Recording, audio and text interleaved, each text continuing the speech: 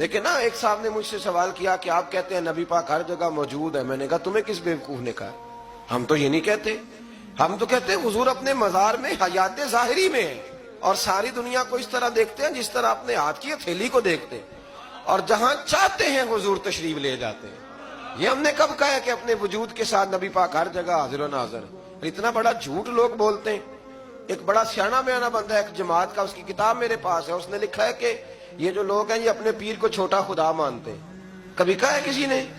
کیا فضول بات ہے. آپ مسلمانوں کے ذمہ وہ باتیں لگائیں گے جن کا دور دور تک کوئی تعلق ہی نہیں. آپ کو ڈرنا چاہیے اللہ تعالیٰ سے. اسی طرح ایک سابق دفعہ مجھے کہنے لگے جی آپ حضور کو عالم الغیب مانتے ہیں.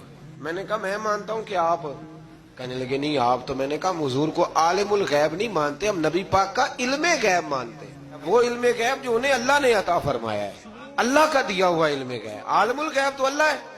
اب ایک سادے آدمی سے اگر وہ کہے گا نا آپ حضور کو عالم الغیب مانتے ہیں, تو بیچارے کو نہیں پتا کہ عالم الغیب کیا ہوتا ہے, علم غیب اور عالم الغیب میں فرق.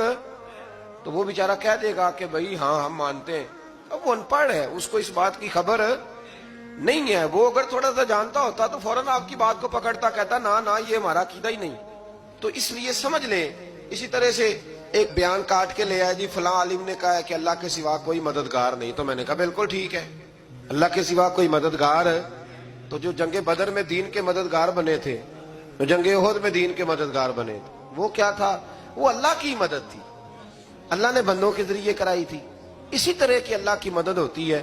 تو یہ جتنے غریب ہیں الحمدللہ مسلمان بڑی سخاوت کرتے ہیں, رمضان میں دیتے ہیں نا غریبوں کو, تو مدد کون کر رہا ہے ان کی؟ تو وہ تو سیٹھ کو دعا دے کے چلے گئے. تو اس لیے سمجھ لیں اتنا لمبا نہیں ہے کہ جتنا لوگوں نے بنا دیا ہے. بہرحال اللہ تعالیٰ سمجھنے کی توفیق عطا فرمائے.